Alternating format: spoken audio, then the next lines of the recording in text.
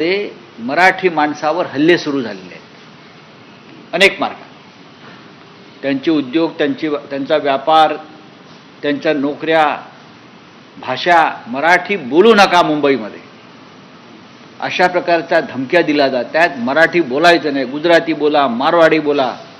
ही मुंबई भाजपनं जिंकलेली आहे. म्हणजे कोणी जिंकली? भाजपनं जिंकली म्हणजे कोणी जिंकली याचा खुलासा होणं गरजेचं आहे. मराठी माणसाला उचलून आणण्याच्या धमक्या दिल्या जात आहेत टीका केल्याबद्दल. मराठी माणसाला उचलून आणून मारण्याच्या धमक्या दिल्या जात आहेत. देवेंद्र फडणवीस यांच्या अवतीभोवती जी माणसं आहेत, अमराठी, परप्रांतीय, उपरे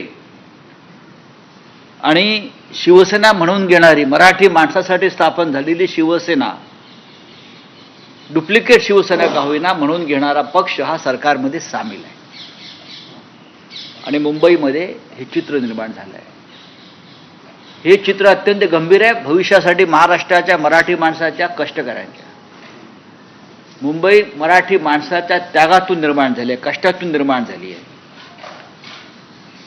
10 फूट जरी मुंबईचं तुम्ही जमीन खोदली तरी तुम्हाला मराठी माणसाचं रक्त त्यात दिसेल आणि बलिदान दिसेल. आणि हे आंदोलन, हा संघर्ष भाषा, संस्कृती आणि मराठी माणसाच्या हक्कासाठी झालं. अशा वेळेला भारतीय जनता पक्षाचा विजय होताच व त्यांच्याबरोबर अन्य जे 2 लोक आहेत त्यांचा विजय होतात. महाराष्ट्राच्या राजधानीमध्ये मराठी बोलायचं नाही अशा धमक्या दिल्या जातात. मराठी खपवून घेतलं जाणार नाही अशा धमक्या दिल्या जातात. मराठी माणसांना ठार मारण्याच्या आणि मराठी माणसाला उचलून आणण्याच्या धमक्या दिल्या जातात. आणि या राज्याचे होणारे मुख्यमंत्री आणि गृहमंत्री हे सहन करतायत. ही अत्यंत लाजिरवाणी आणि दुर्दैवी गोष्ट आहे. ट्विट केले त्या सगळ्या संदर्भात ते म्हणतात की 2 गुजराती आणि मारवाडी विरुद्ध मराठी अशा पद्धतीचा वाद लावायचं काम केलं. कोणी वाद लावला? वाद कोणी लावला? आता अंगलट आल्यावरती वाद लावला का? वाद लावण्याचं काम, आगी लावण्याचं काम आपण केलेलं आहे. या निवडणुकीमध्ये गुजराती, मारवाडी, जैन बांधवांच्या संदर्भात वेगळी भूमिका घेऊन मराठी माणसाच्या विरुद्ध उभं करण्याचं काम ह्या लोकांनी केलं. मुंबईवरती मराठी माणसाचा पगडा पुसून टाकून तिथे मराठी माणसाच्या दुश्मनाच्या हातामध्ये या राज्याची राजधानी सोपवायची भूमिका कोणी घेतली? मला सांगा ना.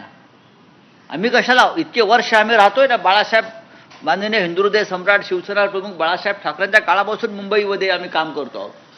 आणि तेव्हाही या मुंबईमध्ये सर्व बांधव राज्याचे राहत होते. मग हिंदी भाषिक असतील, गुजराती असतील, मारवाडी असतील, जैन असतील, सिंधी असतील, पारशी असतील, सगळे राहत आहेत ना. पण आम्ही अन्य भाषिकांना अशा प्रकारच्या धमक्या दिल्या नाहीत. मुंबईवर पहिला हक्क मराठी माणसाचा राहील. आणि मग आम्ही तुम्ही आमच्याबरोबर आमच्याशी जुळून घ्या, सांभाळून घ्या, सामावून घ्या, ही आमची भूमिका राहिली कायम. आज लोढा म्हणत असतील कोणी अन्य बिल्डर, आज मुंबई ज्या पद्धतीनं बिल्डरांच्या घशात घातली जाते